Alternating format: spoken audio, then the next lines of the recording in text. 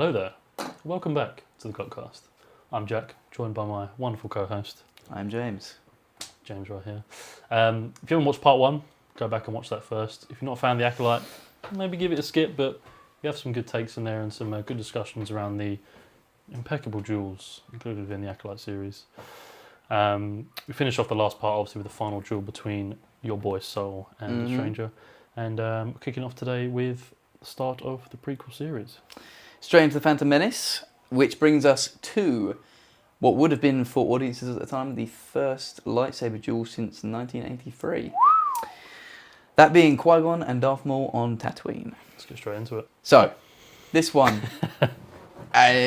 it's not the longest fight. It's fine. It exists. I always find it to be a bit weird that this is the first lightsaber duel we see, for audiences at the time at the very least, rather than Duel of the Fates. Yeah, I almost it's a weird little... It almost forgets its own place in the sense that Duel of Fates makes such a point of the introduction, whereas this one is just Qui-Gon and Anakin walking along back to the ship. All of a sudden, this crazy guy on a bike just nearly takes his kid's head off. Yeah. Does a pretty awesome backflip off of the bike. Yeah. That being said, where does the bike even go? Do you even see off camera where that ends up? I don't know. Does it just fly off into the distance? It actually turns back around and hits Anakin on the way back. Yeah. No, I think for this one, there are a couple of good shots in there. So there's one where it sort of pulls out and it's sort of looking at them sideways. Is the first one in particular? It sort of pulls out. You've got a sort of landscape shot of them both fighting. Yeah. You got a problem with some of my terminology there? No, just... All I can say... Lucas pull-out game was strong. It was. And I love it when he pulls out because he doesn't do it enough. My problem is, and my big problem with this fight, is that half of the duel is just obscured by just close-ups of them just sort of... Like, you can't see what's going on, and that's what I don't like. If you couldn't see the duel enough, I think they must have sat there in the cutting room and thought, how can we obscure the view even more? Let's add a shitload of sand in everyone's faces. I'm not gonna lie. I'm sure there is a shot in there where it's just Darth Maul's like cloak or something, for like half a second. But that's why I love it. When the sort of camera is pulled back, we get a decent shot of them fighting, and then the final shot after Qui-Gon has jumped onto the ship and it's taken off. That shot goes hard. It's good. Yeah, you get that wide shot of just the back of Maul, back shots of Maul.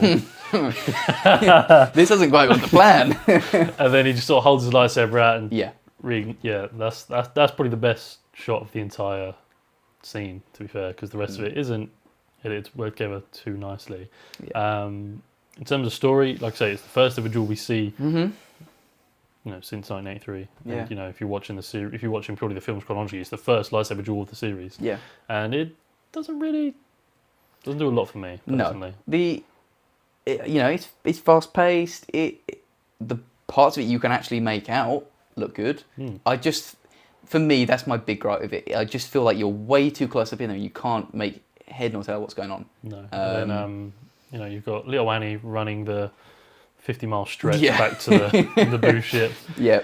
Which definitely looked a lot further than it did on the footage. It'd be awkward if he was still running as Qui-Gon's getting murdered. He's getting ready to jump, and he's not even taken off yet. And then even that shot, I know it's not uncommon for Jedi to jump that high up, but it's again one of those things you don't see that often. Yeah. Where it just casually, no build up, no exertion, just whoop. Yeah. Jumps onto the ship.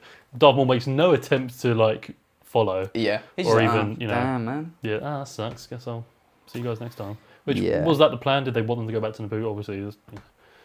That's actually a good point. What is his motivation? Is he actually trying to kill them? And an unintentionally funny moment is the fact that he has no idea who Anakin is at this point. Yeah. And could have actually killed him. Well, his mission is, I assume, obviously to kill Obi-Wan. Qui-Gon, sorry. Yeah.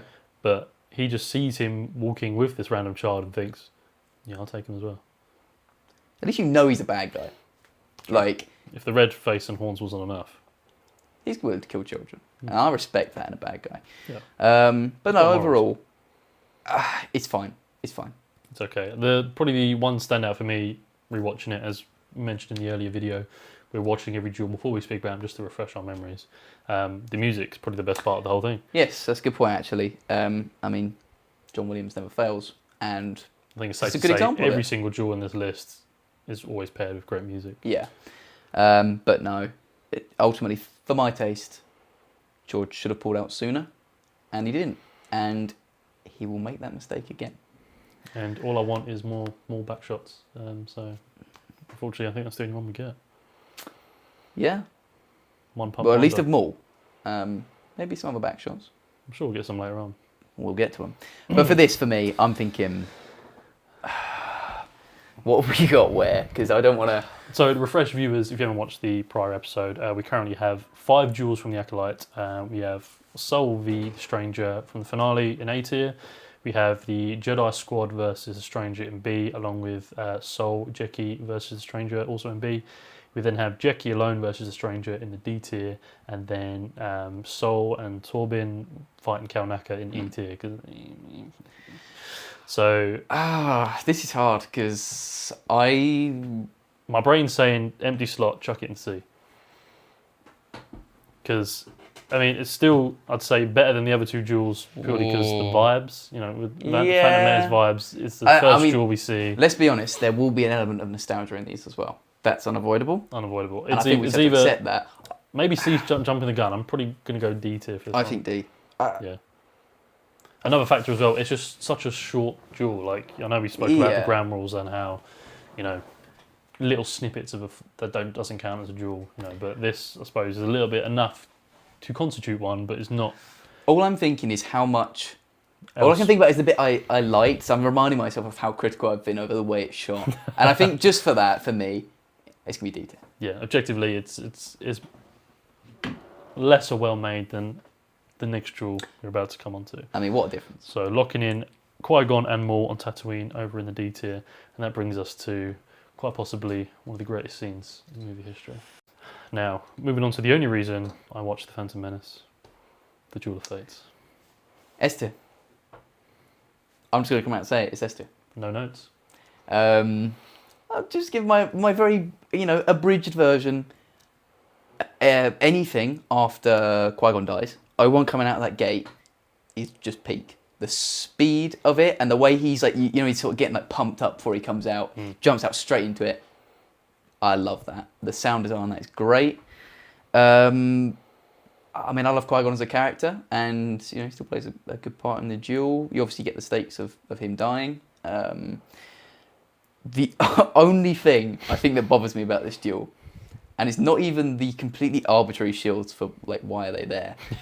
My only problem with it is there's one part where it's quite near the start of it, and they've gone from the hangar into the like bridge sections. Glowy.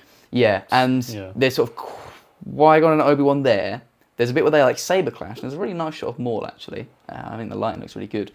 But then Obi-Wan does this sort of like fake out, and it's obviously like dubbed up, but he goes, ugh, and it's just so weird, and it takes me out of it every time. That aside, I love it.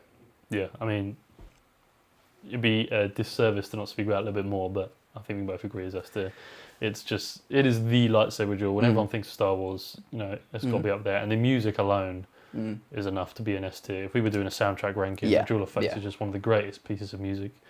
Next to Beethoven's whatever symphony he made, a third, fifth, whatever it was. All of them. Doesn't matter what he made. Well, yeah, trumps them all. It's not Duel of Fates. That's the point. Was Darth Maul fighting to it? I don't think so, Beethoven. No, and obviously that reveal. I mean, like everyone knows now that Darth Maul has a double-bladed lightsaber. Do you want to say, thinking about the scene, you can hear the music and you can hear the. It's just great. It's just great. S tier all the way. Just perfect.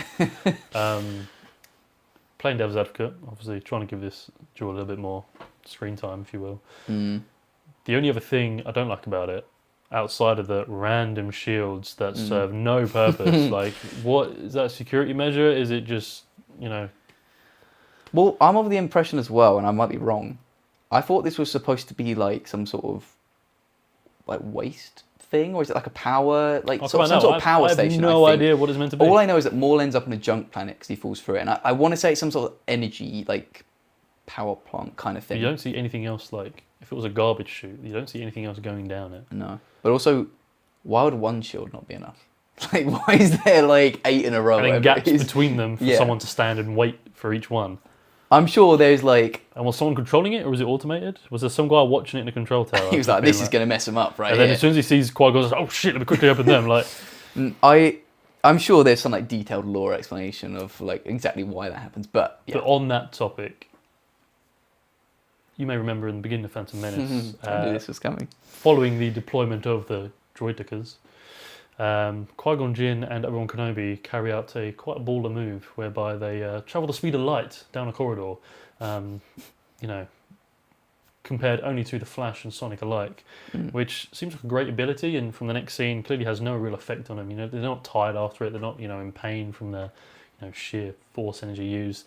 They just crack on the rest of the day and never even mention the fact that they just nearby He's even got the power to joke. The negotiations were short. He's not bothered. Exactly. He was having the time of his life. So to know for a fact that both of them can run that fast, and Obi-Wan still decided to take a leisurely jog down this corridor when the shields go up, is obviously he could have just teleported in. You don't know, man. You might not have had lunch that day. You might need I don't know. It just this is obviously more of an issue with the film than the duel, but yeah. Why establish they have such an ability and then have such an inconvenience because they did not use said ability and not even mention the fact he didn't tie a shoelace and then couldn't run quick enough. It's just, he chose not to. I think alongside Obi-Wan, is there a way to put it, moaning during the fight, that is the only other thing. And I mean, I get that it's there to sort of put that element of tension into what it happened and put stakes. Happen. But I don't know. There's probably a better way to go around it. Yeah. But it's a minor nitpick. It still doesn't change my opinion. It's one of the the greatest fight scenes ever made. And S tier is S tier. And so. The only thing I think that may be contentious about this is where in S tier it ends up compared to some other fights. Which we'll battle out later. Yeah, I think we'll discuss the minutiae of the positioning later on, but I feel S tier is the only place the Duel of Fates can go, personally. Anyone who disagrees can suck my left testicle. Now let me just find the Duel of Fates here on my tier lister. There we are. Duel of Fates locked in. That is it. And unfortunately, despite being the first Star Wars film made in 30 odd years, 20 odd years after Return of the Jedi, that's all the duels we have for Phantom Menace. That is it. Just the two. Which, I mean, if you're going to do them right, I suppose. But you can't say they didn't go hard, at least with Duel of the Fates. Yeah, I mean, I said earlier, as a child, the only reason I watched that movie was to watch the Duel of Fates. I mean, I disagree on that. I'm quite a big fan of that movie, but save for another time, my friend. Save for another time. So, with the end of the Phantom Menace brings us on to the Oscar-worthy piece of cinema, which is none other than Attack of the Clones, which we'll get right into with.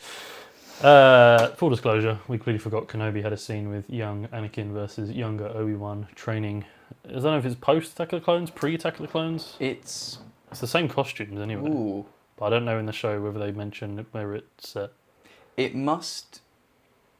I would have to look at his hands, but if he's got both hands, it must be pre. I think it must be pre. He hasn't got a glove on, has he? Yeah. So yeah, Kenobi obviously. I don't mind the series. I had some like great moments the series, for what is probably objectively a kind of mid-show.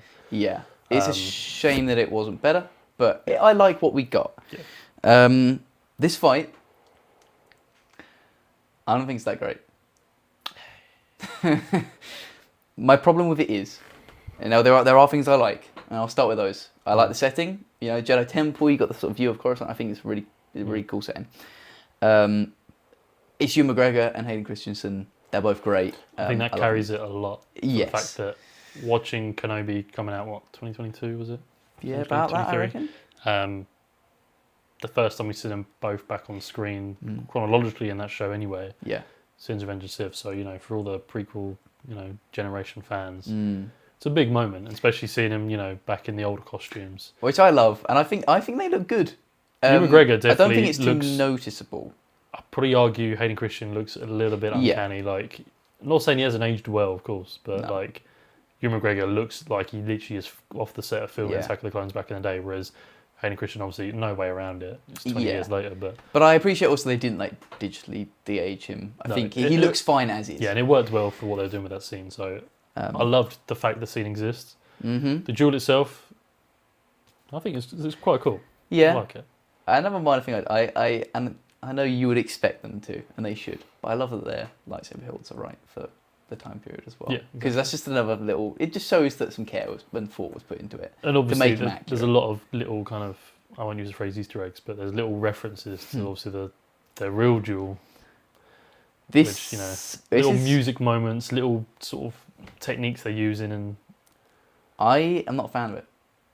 I think it's a little too on the nose of sort of best of Star Wars. Hey, you remember this? The bit of the Battle of the Heroes that they do, I'm fine with. And that sort of makes sense to me that they know each other's moves, and that would sort of come up later. I don't want that. The bit where Anakin is like beating his saber like Luke in Return of the Jedi, I think is a bit too much. It's a bit too sort of like, I know Star Wars is sort of that foreshadowing. Well, I mean, what did George do? It's like poetry, it rhymes. For me, it's a bit too on the nose. Yeah, I can see that. But I like that Obi-Wan gets to show his sort of master, because he mugs Anakin off basically. Like, Anakin's so cocky and being like, admit you're beaten or whatever, and then he ends up beating him without his lightsaber.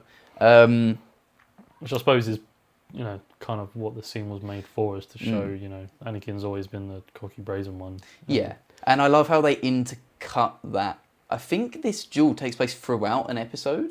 Yeah, and it's sort of like hints back to it and flashes back to it. Yeah, and I like that it kind of shows what Vader is thinking about. Obi-Wan has beaten him several times before, and he those bits that he talks about in this duel, where he says about his sort of eagerness to win is essentially his undoing, and that sort of reflects in what we see from Vader, at least in the Kenobi series. So it's definitely got merits. And I like how it's used narratively. Yeah, I think it works better as a narrative piece as opposed to an actual fight scene to watch. Because obviously they're not trying to kill each other, so the stakes are non-existent. It's training. Yeah. And I've just had a thought about another thing I like about this. Go on. I believe... Oh no, hang on. No, I'm wrong. Brilliant. We've had a whole video where I could have mentioned it. Good take. I was going to say, this is the first duel where we've seen them using the sabers on set that light up. We've obviously talked about the Acolyte for a whole episode and didn't want to mention it. Yeah. But retroactively for the Acolyte and this, I like it. It looks good. Phenomenal. Having the sabers give that colour out on set gives, makes them feel more tangible. They give nice effects. In this scene, it's not the most noticeable because it's, it's daylight. In the Acolyte, despite the fact we didn't mention it, it does come out very nicely in a lot of the shots, especially the nighttime shots. But I'm a big fan of that. I think it looks good. Yeah, I think you're right in the sense it obviously was a bit of a nostalgia bait. Here's Anakin back and he's doing the same twirls he does in the third film, and for what it is, I still enjoy it. I think it's a great narrative way. I think it's a great scene to have. It's always good seeing like the old actors come back. Whether it's that great of a duel itself, I mean the choreography's cool. They've got some cool moves in it. But it's ultimately just Anakin getting shown up by Obi-Wan. Yeah. I sort of wonder where to put this. For me, it's a very weird one. Because it's not bad, but it just doesn't do a great deal either. Yeah. Like, if it wasn't in the show, it wouldn't have made a difference to the story. Because I don't feel like I can do it the disservice of putting it in like D or something, because I don't think it's bad. It's just... But at the same time, we put things in D tier that aren't necessarily that bad either. What have we got in there at the minute? We've got the Jackie versus Stranger. We've got the first Jackie versus Stranger isn't even bad. I think we put it too low. I think we need more of a spread, because there's like... I'm not going to lie, I think Jackie vs. Stranger should have been in C, and this could go in D or C. I think... You make the call. Training Anakin vs. Obi-Wan, I'm going to say in the D tier for now. Subject to change, potentially. Yeah, I'm fine with that for now. I think we need to free up the other slots for potentially better, but not as good when we get into the rankings of...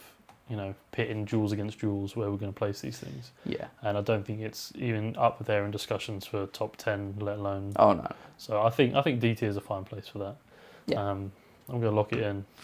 Anakin and Obi-Wan training. Tis locked. In the D tier.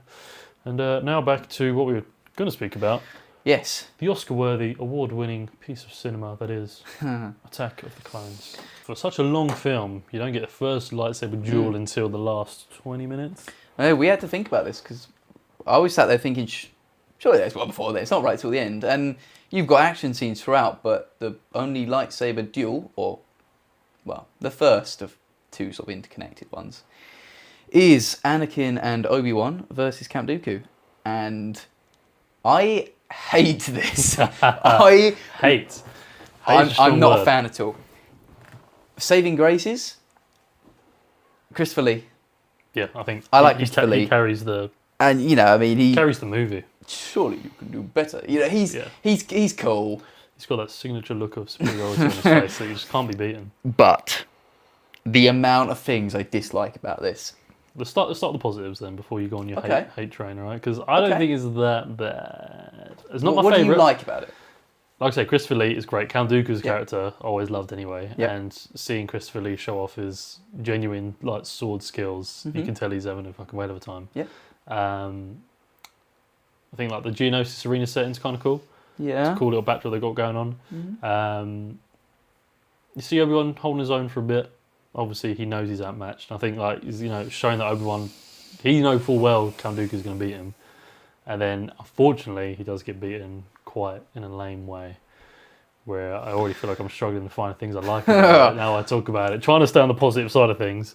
I suppose the biggest issue is, trying to stay positive, they don't duel him together, which I know is obviously kind of like a running gag and does get referred to later on. Yeah. But yeah, it's, Anakin gets blasted to the side, Obi-Wan then gets stabbed, and then Anakin jumps in again.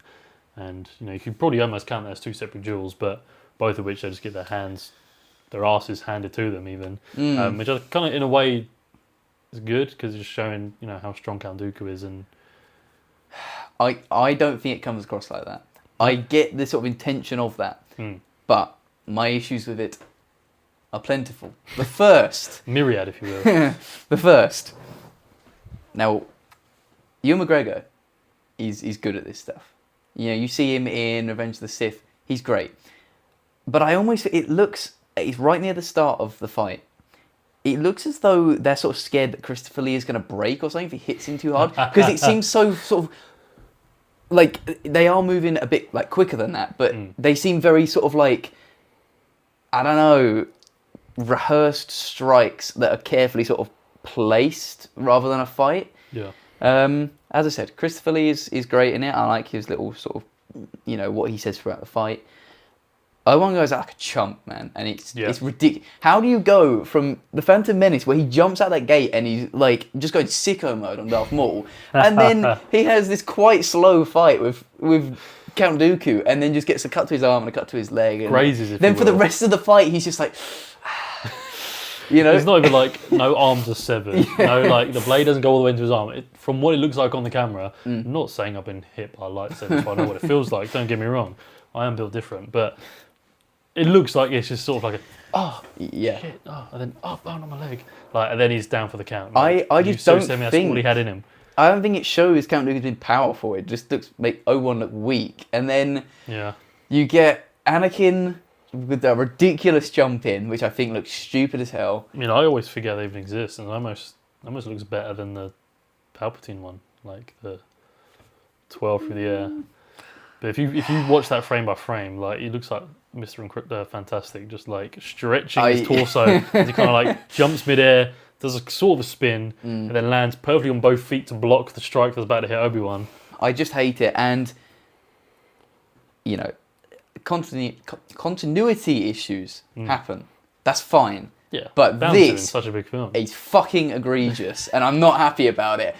Obi-Wan is on the floor. Anakin jumps over, blocks the strike. Fine. The whole reason he's there is because he's standing over Obi-Wan. We cut to Obi-Wan on the ground, who gets the saber and tosses it to Anakin. We cut to a wide shot. Obi-Wan is nowhere. Where has he gone? What has happened? I just don't know how that happens, and it annoys me every time I watch it. Yeah. Once you realise it, you can never unsee it, and then every time you watch it from then on, you're just thinking, where the fuck did they go? George did special editions, and he didn't change that. Man, go back. You can do better. He did add a shot of a Dubak's arse just walking past the camera for 45 seconds, which was great. But whilst he was doing it, he could have thought, should probably change that. And then I touched upon this in our first episode. Go back and watch if you haven't already. Great episode. To briefly sum it up for you, Jackie and the Stranger fight. Jackie uses 2 lightsabers. Cool. And I talked about how, for some reason, writers or directors in Star Wars, whoever made this decision, always decide that one lightsaber must be broken. And what do we get here? This is for even less time. Yeah, Which is why I hate it 10 more. seconds, Because if that, it's like, Obi-Wan throws the saber, okay, and he's got it, and he does some cool like twirling moves, it's cool. He has that thing for like 5 seconds, man, and he gets cut. Like, I'm not, like, sure, get rid of it at some point in the fight, but let him do a bit more with it. It feels like he has it for 5 seconds, and it makes no difference in the fight. The only reason he threw it to him was so they could make an action figure of him in 2 lightsabers. And sell another one with another lightsaber just on his own. You can tell that George Lucas has merchandising rights, because everything, now we can make a toy out of that. But it's then, like the setting, you already touched on it. I quite like it, it's cool. And I do like that the cable on the floor gets cut in the fight and then the lights sort of go down. That bit is good. It's, however, completely undermined by the quite possibly one of the worst shots in the entire Star Wars franchise. We're going to it, and I hate this. As soon as the lights go out and then the room is only lit by the lightsabers, it's such, like, I love that, that's cool. But they then ruin what could have been a cool fight by simply panning to Hayden Christensen's face.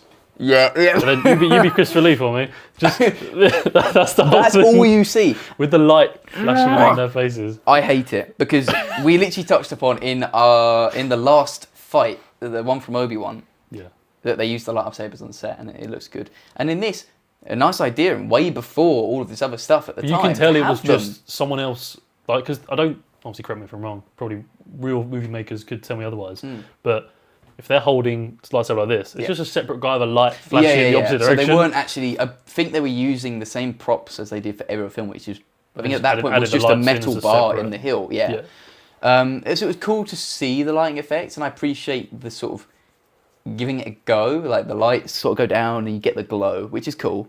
It does beg the question of why you don't see it at any other points, really. I think the biggest gripe with it as well, like, not only does it look stupid anyway, just zoomed in to Christopher Lee in the dark, like, I hate it. But it's the fact that the lightsabers never clash in that whole bit. So they're missing each other every time, keep in mind. And the fact that, again, I think it's down to the lighting, because their arms are moving fairly quick, but the light representing the blade is moving so slowly to the fact they must... You can clearly tell they're not... That light wasn't coming from the blades. And, I mean, you've already touched upon it, but the extent to which and there's no other way to put it, fucking despise those shots. It's so awful. You can't tell me George Lucas was watching Christopher Lee twirl around this thing around his head and was like, yeah, that's the good stuff. In pitch black darkness, by the way. Only light being as one guy on a stepladder holding these lights above the 2 heads. And I know some people probably think I'm being way too critical on this. I think for being such a big... Because think, again, let's rewind to a time where we were not even there. But... You know, this is Phantom Menace has come out. That amazing duel, the end of Duel of Fates. And whatever your opinion on Phantom Menace may be, Attack of the Clones is like, right, okay, they got a lot to live up for now. So you brought Star Wars back. Now do it properly this time, guys. All right. And you've had arguably kind of mid-film saved by the last 45 minutes or so, Geonosis onwards, which we'll get into in another video, I'm sure. But it's the point that this is the next big duel of your main characters for the whole film. You know, the first time you've seen another lightsaber duel. And it's that kind of crap. You're like, I think that's the thing that lets it down. If this had been a fight in the middle of the film, don't get me wrong, I would still not like it, but I think it'd be more palatable. The fact that it's aside from what's come shortly afterwards, the final battle really. It's the stakes of our main characters. It's the place anyway. that should hold that brings it down because it doesn't live up to what it should be. I feel the problem is that George Lucas sort of had his Duel of the Fates moment with the Petronaki arena where you've got all the Jedi and all the lightsabers come on. You've got the scene of them all running in together into battle. That is what I think is the Duel of the Fates moment of this film, as in terms of like peak audience sort of like hype moment. And then they were kind of ran out of steam by the end of it. Yeah. Oh crap! We need to actually do the rest of the film now. And then just proceeded to maybe the choreography guy was on holiday that week and had to film it. Yeah, maybe.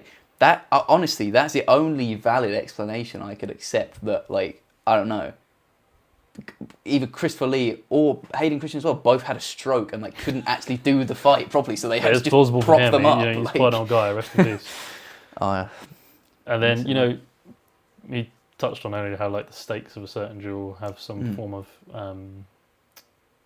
impact on our overall rating of it. Yeah. Obviously, at that point, they're trying to get Dooku to stop the Clone Wars happening in the first place, which they obviously fucking fail at. But I suppose the biggest stake of all of it is gets his goddamn arm chopped off. And oh god, I hadn't even thought about that. I'd forgotten about it. He gets the slice and just and off he goes, flying into the lap of Obi-Wan as they lay there both together. Yeah. It's a cute moment. They're both just like, yeah. The thing I hate about that is it pulls back again. George Lucas pulling out, but this time he fails. Are we talking Count Dooku back shots now? No, he's facing forwards in this one, I believe. So no Count Dooku back shots. So we go from him being, as was my problem with the Maul Qui-Gon one, the first one, way too close up. So we have that, I think, in the shots where they're just swinging the lightsabers around their heads. We then pull out. You can't get any closer in that shot. Like the whole frame is just. But the problem is, you have like Anakin. I don't know what movie. He sort of blocks and then he just leaves his arm out. It's not like Count Dooku. Again, I don't think it shows his skill. It's not like he's quickly just like cut it off.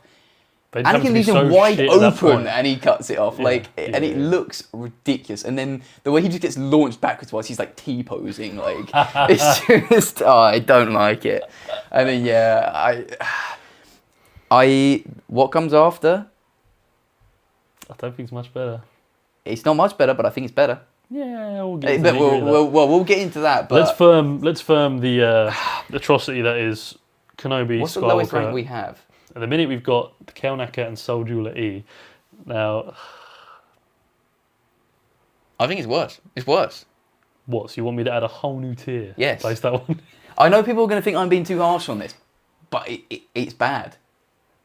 It's just bad, and I would rather watch that Kelnaka fight on like a 4-pixel screen than watch that Attack of the Clones fight. You heard it here, folks. I mean, I would probably put it on the same level, not below, personally, because despite what? Sorry, I was like, I was listening, and it only just hit me what you just said. Because like both duels were boiling down to purely choreography-wise, I'd still say that is more.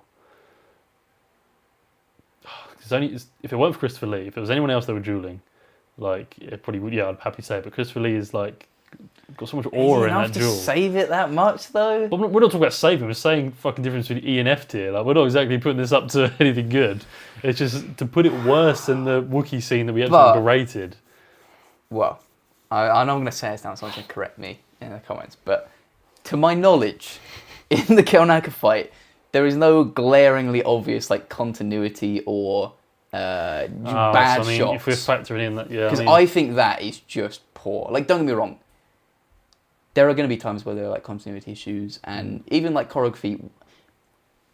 I know of at least one scene we're going to get to down the line where that will be mentioned, and I still like that scene that's going to come up because this is why I don't want to be too much. Despite the fact that very contradictory later on. No, it won't be because in that scene, that unnamed scene that we're going to get to in quite a while, there are other really good factors, and the choreography isn't that bad. It's not great, but this, at least they're clashing in that fight, and it looks like a real fight rather than people just going like, no, I don't accept it. Okay, F tier it is. For the record, I think it should have been E tier, but here we have it. Lock it in. I've had to add a whole new tier for this list, by the way, just so you're aware. That's how much he hates it. Well, no, because I'm just trying to think through the rest of the fights, and I don't think there's anything else I dislike as much as this. Like, we said this like at the start of our first video. We are Star Wars fans. We, to a degree, like everything. And I'm not gonna tell you that, you know, if someone put this fight on, I wouldn't sit and watch it. It's Star Wars. Yes, it's fine. But for what it should be and the way it's made, it's unacceptable. I won't have it. I will find George Lucas and say, what were you thinking? Well, there we have it. Attack of the Clones. Everyone. For fucking abysmal. Fucking abysmal it is. I don't think it's as bad as you're making out, but I'm winning again to take it out on Be a this George one. Lucas Glazer if you want. I've got better battles. The truth. I've got better battles to pick. All right, I've got some stronger views on other duels, which I'm more willing to stand up for. Than I agree. That's not a hill to die on. That's what I'm saying. Same with the Acolyte stuff. I'm willing to let these ones slide. Yeah, F tier for that. Probably is a little bit harsh. We'll see what you guys have to say about that. But once this guy stops crying about it, we'll move on to the final duel of Attack of the Clones, which is not much better. No, but better. Yoda versus Christopher Lee. So, moving on from James's favourite duel of all time, we bring ourselves to what I'd say is worse. Worse? No. Explain. Well, the duel before with Anakin and Obi-Wan, right? At least it's people actually doing something. The one we just watched, Yoda versus Count Dooku, then Attack of the Clones, is a grown man waving a stick in thin air while Crazy Frog gets animated, jumping around the fucking place. Can't even tell what's going on for half the scene. Paired with sounds I can only describe as orgasms being emitted from Yoda. If you'd like to replicate one for the audience, in case no one knows what the noise is. A Yoda death sound in the Lego games. Essentially what it I would is. give it sort of like a... Yeah, how do you make that noise? How did Frank Oz make that noise? Something like that. Yeah, that's sort of it. It's the best one I can do. Yeah. It's just... I never had an issue with it younger watching the film for the first time. Like, I didn't sit there going like, why is Yoda using a lightsaber for? Like, I didn't care about that, because obviously watching the Clone Wars growing up as well, like, in animation, it looks fine. But then when you're actually watching it in the film and imagining Sir Christopher Lee waving it at whatever reference they gave him, whether they had some midget on set, can we use that word? I don't know. Whether they had a short person on set, whether he had a short person on set as a reference, or whether he was actually just like, okay, Chris, can you just wave it over there in this direction? We'll have Yoda's going to jump from there to the ship, and then jump back off, we'll flip, and then land on the floor. I love the image of Christopher Lee just like, do you know who I am? Like, in his glasses as well, reading the script, like a pipe as well. There's the two options. He's either like completely disgusted by what he's being told, or he's so on board. Yeah, sounds great. Yeah, cool. First of all, it's just Yoda doesn't look right. The scene is so messy in the sense that it's just like, I know that's his fight style, obviously, where he's such a small little guy, but it's just, that green stick's flying around the screen with Count Dooku just, I can't tell if he's winning or not. He's just sort of just batting away at him as he's flying around the screen. Like, there's no real sort of like flow to the duel either. It kind of just ends with, he does a few flips, they have the little clash, and then it turns into a contest of their force abilities, which looks cool, but for the purposes of this video, we're not really going to discuss that too much. And there's certain bits, sorry to cut you off there, but there's certain bits where like you can see Christopher Lee transform into an animated person.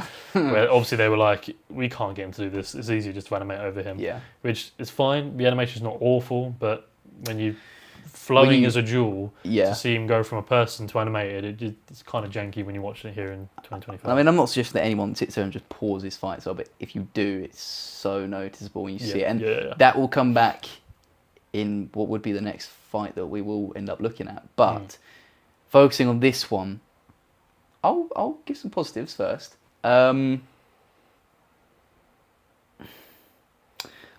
there's so many, I'm just struggling to think. Of course. So one thing I like, Yoda turns up and he's just a Chad. When it comes to the point of they've had their little force off and it's time to get the lightsabers out, first of all, doesn't even pick the lightsaber up, forces that lightsaber into his hand. That shot does go hard, I'll give you that. The lightsaber activation sound. Now I know that we're getting into like deep territory here, but it's like the normal activation sound. I can't remember if it's the same as Luke's Return of the Jedi one, that sort of like higher pitched one, or if it's just the normal one they use. Whichever one it is, and then they have this like vibration, like hum effect on it. That sounds great, and I love it. But the fact that your number one positive about a duel is the sound it makes before the duel commences, I think says enough. My problem is, we've obviously talked about the sounds Yoda makes. Now, it's only when I've watched it again there that I've focused on it. He makes the first one when you jump in, everyone knows that. he does it like again, and I was just sat there thinking, why is he doing this? Like, Yeah, there's why? no- That's like if Obi-Wan and Count Dooku are fighting, and then halfway through Obi-Wan's just like, ah, he wouldn't do it. Like, and especially Yoda, who's like quite a chill guy, you know. Yeah, he normally just sat there on a chair or slowly walking down a corridor or hovering down a corridor, if Yeah. you will, and all of a sudden he's just, bellowing out these battle cries. It's Maybe it's strange. intimidation technique. Maybe in the sacred text there's something around, I'm sure there is, but similar to Palpatine's sort of force I was cry. thinking that. Maybe that's sort of the same technique. But it just comes across as just sort of goofy. I I'm think. grateful for it though, because it has given us the greatest noise ever made, which I'll play on the screen now. Just phenomenal. There you have it. Like, It's great. I mean, it's iconic. It's goofy, but I hope that one was enough. One was I hope enough. the day that I die, that's the noise that comes out of my body. Like, not the death rattle, just the Lego Yoda death noise. And then I think to it black. speaks to the true pain in all of us. That's yeah, just the I true. think everyone can relate to it in some stage of their life, Yeah. and there's certain moments we come to that the only noise you can really respond with is. I thought you were going to do it. I'm not going to do any disservice. No, that's true. You can imagine, like, I'm taking the kids, selling the house. You're dead to me. I'm not gonna lie. If I was Frank Oz, I would do it all the time. Yeah, I can. My having, wife having, having that divorced me and I was ability. Frank Oz. I wish Frank Oz was my dad.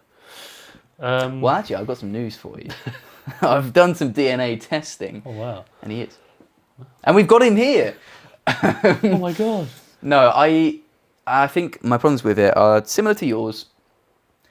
It's quite good. I don't mind his fighting style, sort of jumping around. It's quite agile, and I like the sort of.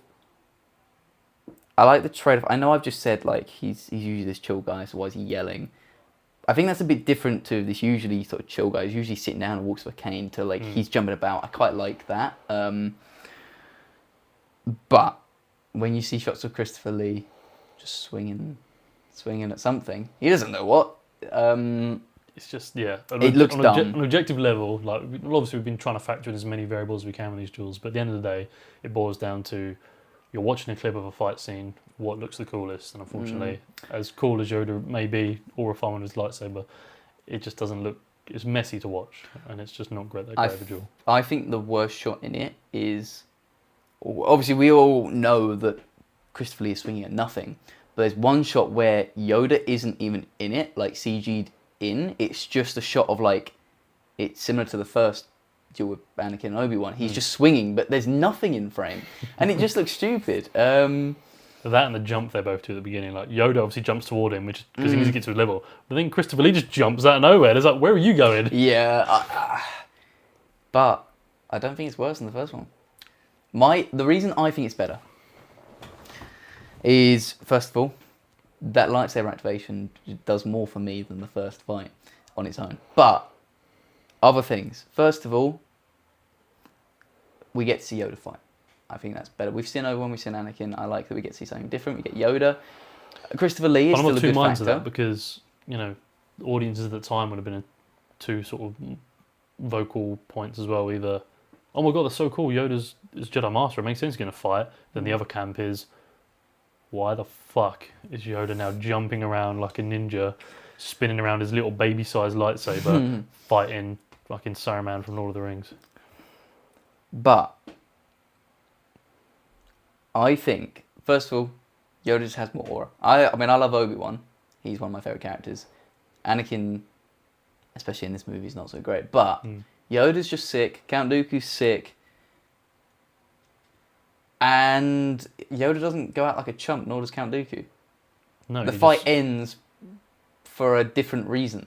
Yeah, but I'd say the end of the fight is some levels even worse because he just, let me quickly topple something over, and then it takes all of Yoda's strength to be like, and then That's the only- slowly stop it from crushing them, and they're both just laying there watching it on the floor. Rather than moving And then he has enough time just to go like, run into a ship and I can take off. Well, how would you have ended it? Because Yoda. realistically, if you started this fight, you've then got to get out of it with neither of them dying.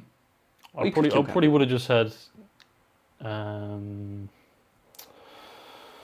Dexter, Jetster just appear, and I think the better way to end this may have been, because after the fight ends anyway, the clones turn up with Padme. I think a better ending would have been to have them attack the room they're in, so there's like an explosion or something which like knocks both parties apart, and he then gets away in the ship. Yeah. Because whilst when I was younger, I used to have a problem with Yoda. It taking so much effort for him to lift the pillar thing. Now I look back at it, it doesn't bother me so much because when he lifts the X-wing in Empire Strikes Back, he's still taking a significant amount of effort, I would say. My bigger problem is why Obi-Wan and Anakin don't move. Like, or at least even attempt they to could like, shuffle out of the roll way. at least, surely. They go kind of lay there watching it like, So that bothers me.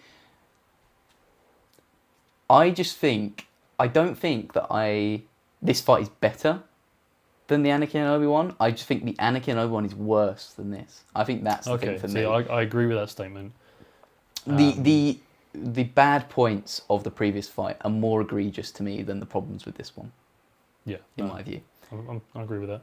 I think personally, I'm chucking this in the E tier. I would agree. What else we got in E? That's the Kalnaka. Yeah, I think it feels rude to put Yoda that low because I know a lot of people are gonna,